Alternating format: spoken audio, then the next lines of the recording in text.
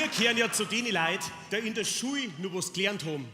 Weil heinz doch haben ja 5 von 4 Schülern Probleme in der Mathematik. Und ich glaube, das sind umgerechnet 97%. Oder so. Naja, und über die restlichen 3% singen wir jetzt. Ja, im Hofbräuhaus ist schön, weil man was zum Essen kriegt. Und auch gesoffen wird gewöhnlich, dass sie grad der Tisch so beugt. Wenn die Leute genug haben, nachher Gängers, schwanken fröhlich dann nach Haus. Und die vielen guten Sachen meinen dann alle wieder raus. Was das nachher für ein Gefühl ist, ganz bestimmt auch jeder kennt. Wenn's die Morgen da nix mehr drin hast, alles weil höchstens 3%.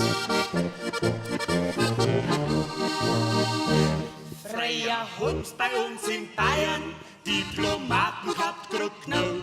Und regiert hat uns der König, Grafin und Baron dazu. Weil wir glaubt haben, solche Herren meinen recht gescheit sei, das ist klar. Aber heut sind wir der Meinung, dass das nicht ganz richtig war. Jeder hat zwar ein graues Hirn gehabt, hätte damit ein wenig eingerennt.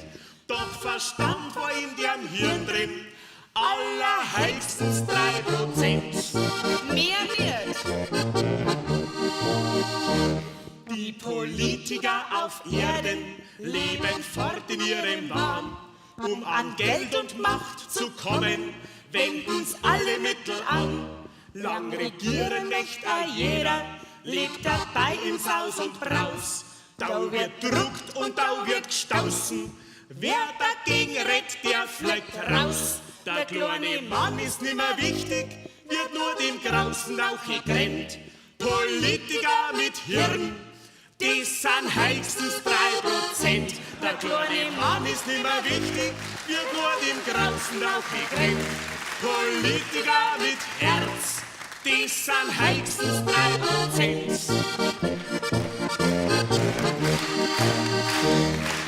Braut und Bräutigam, die fahren vor der Hochzeit froh nach Haus, scherzen, lachen und sind lustig und dann kleidet sie sich aus. Plötzlich wird er immer blasser, ist erschrocken ganz und gar, Wimpern, Busen und die Zähne und das schöne Lockenhaar legt sie alles auf den Nachttisch und er sieht, es nimmt kein End. Die ganze Braut, die geht in Trümmer und im Bett liegt 3%.